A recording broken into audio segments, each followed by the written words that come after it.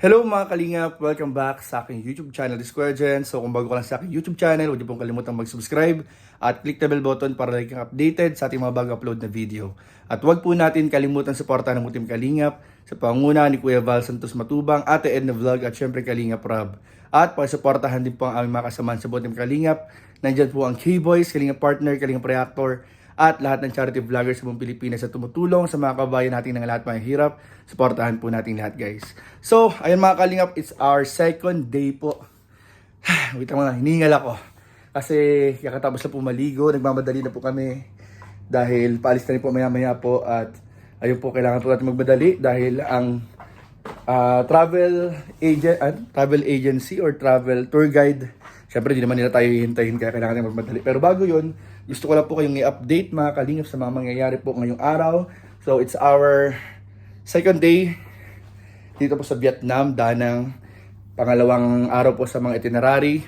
Pero this day, meron po mangyayaring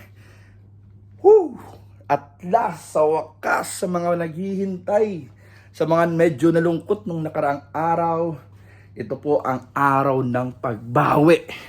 Ito po ang araw ng pagbawi mga kalingap. Ito po ang araw na hinihintay ng mga nagmamahal at sumusuporta sa kanila. At syempre po ng mga sumusuporta po sa Team Kalingap. Dahil this day ay may mangyayari po mga kalingap na dapat ninyong abangan sa channel ni Kalingap Rob. Yes po mga kalingap, sa channel po ni Kalingap Rob nyo yan unang mapapanood. Kaya kailangan lahat po kayo ay nakaantabay po kayo sa channel ni Kalingap Rob. Medyo hiningil ako sa intro ko mga kalingap. Pero yung po mga kalingap, sobrang ang saya po dito, ang saya sa Vietnam, ang gaganda ng mga tanawin, masarap ang mga pagkain. Ayun po mga kalingap.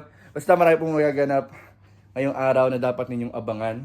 Dahil bago po mga kalingap ang mga bagay-bagay ay syempre po mga kalingap, konting bulungan po muna tayo sa mga nag-aabang po dyan mga kalingap. Pero ayun po mga kalingap, salamat po sa lahat po na patuloy na sumusuporta, nanonood sa mga uploads namin, update, mga live.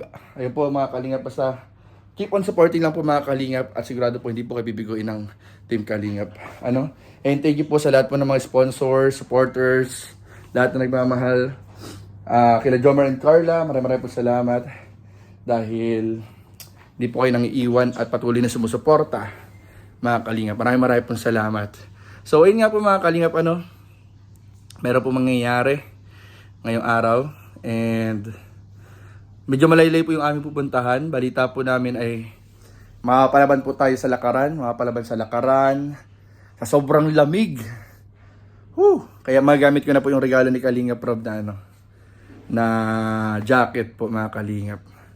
Dahil makapalaban po tayo sa mga lakaran. Pakita ko lang sa inyo guys. I-share ko po sa inyo mga kalingap yung regalo sa akin ni Kalingap Rob dati. Na magagamit dito. Para dito pala yun. Kaya pala ako niregaluhan ni Kalingap Rob ng jacket. Ito po. Sheesh. Panlamig talaga to guys. Ayun So sobrang lamig daw po dun sa nasa 6 degrees. Tama ba 6 degrees? 6 degrees po mga kalingap yung temperature. So talagang in-advise po kami ng tour guide na magdala ng mga panlamig, umbrella kasi medyo umuulan-ulan bigla.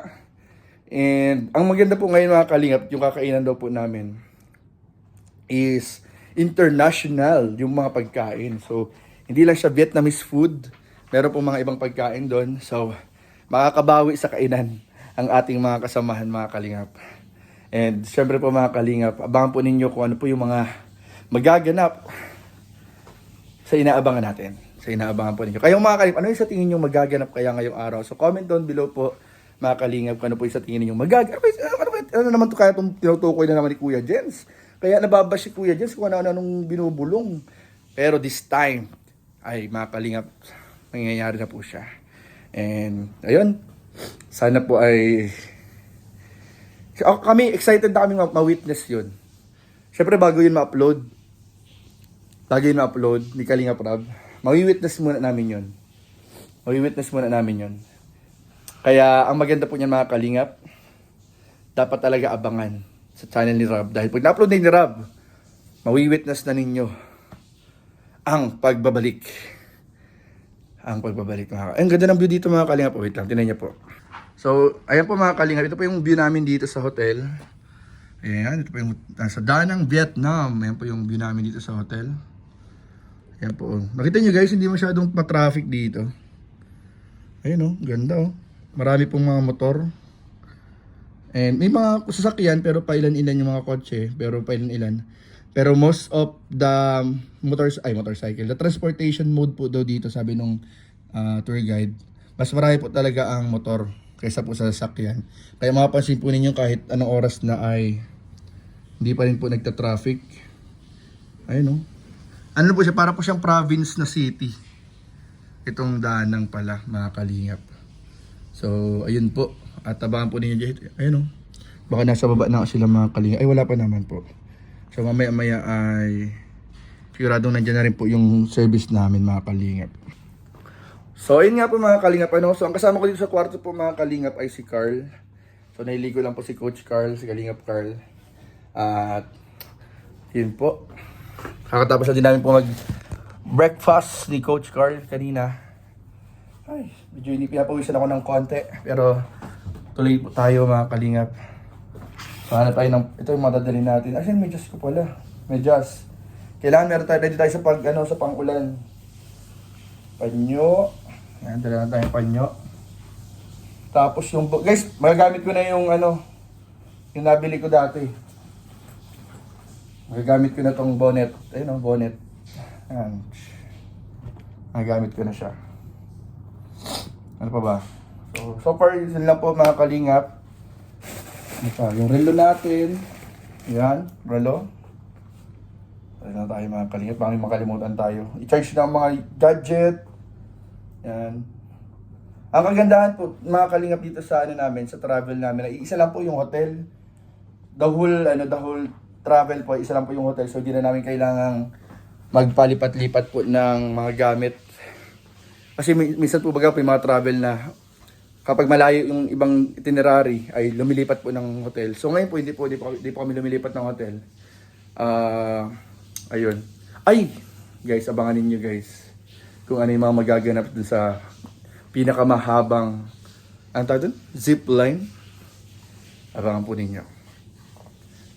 Kasi almost po yun. Sabi nung tour guide, almost 25 minutes paakyat. Grabe ang tagal, nasa zipline kami guys ng 25 minutes paakyat. Tapos pagpabalik namin, pag-uwi namin, another 25 minutes ulit. So maraming magaganap doon sa 25 minutes na yun. Tapos, syempre guys, pag-pray nyo po yung pag-pray nyo rin po palagi yung mga travel ng Team Kalingap, yung safety po, pag-pray nyo po palagi. So, ayun po mga Kalingap. Ay, excited na po ang lahat mga Kalingap. And see you sa mga makikita natin mamaya sa mga kaibigan natin. See you. Ingat. And alam ko may mas excited na sa akin.